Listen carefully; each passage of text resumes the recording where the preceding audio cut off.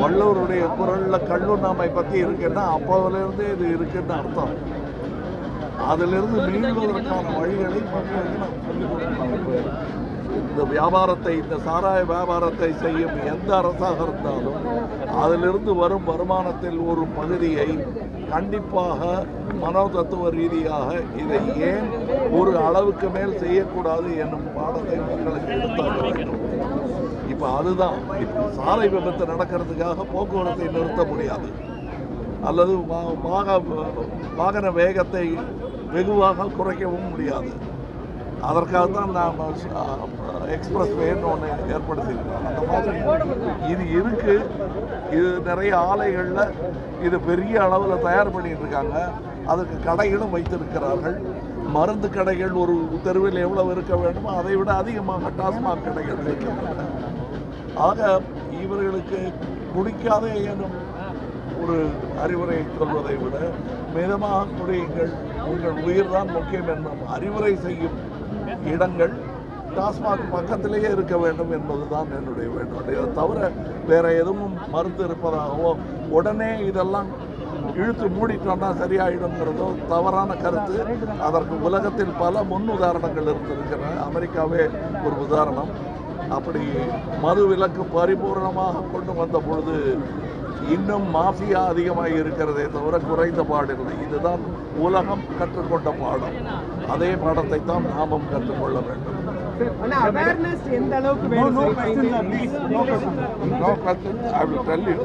Awareness பற்றினது தான் இந்த psychiatry அப்படின்னு நான் சொல்றது.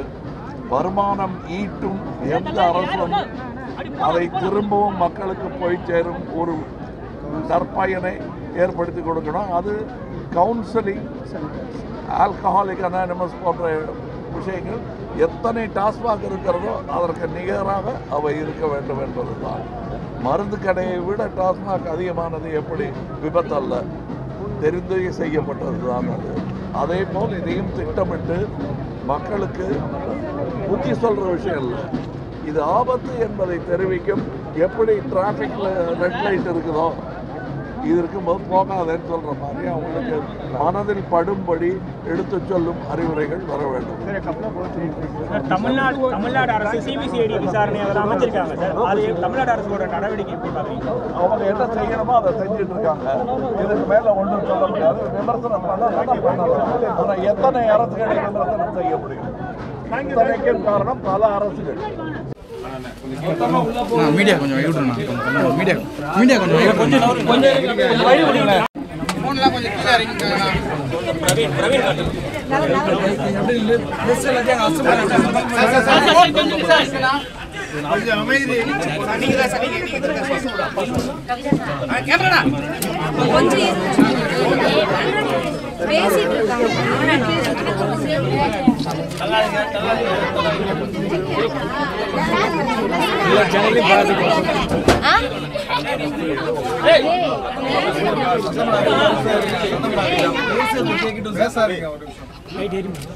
உங்களுக்கு கிடைத்திருக்கும்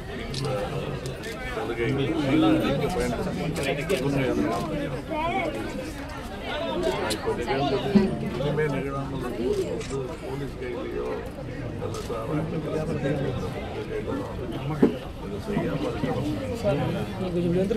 இதோட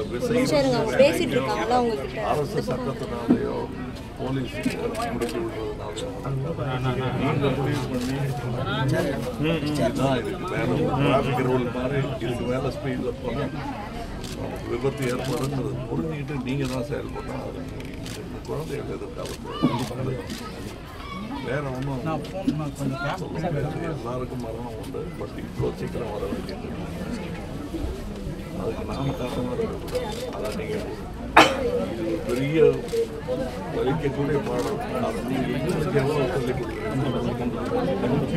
அதுக்கு முன்னுதாரணமாக நீங்கள் தான்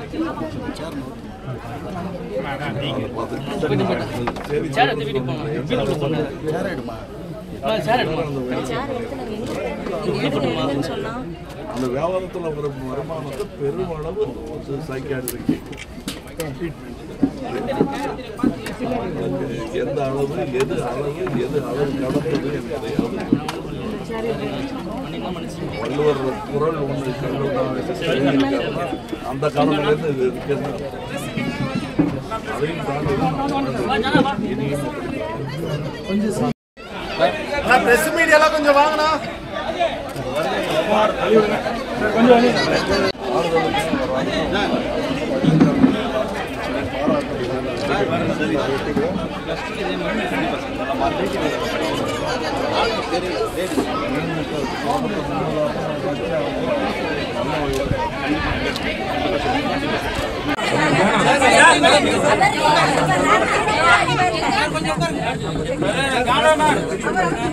கொஞ்சம்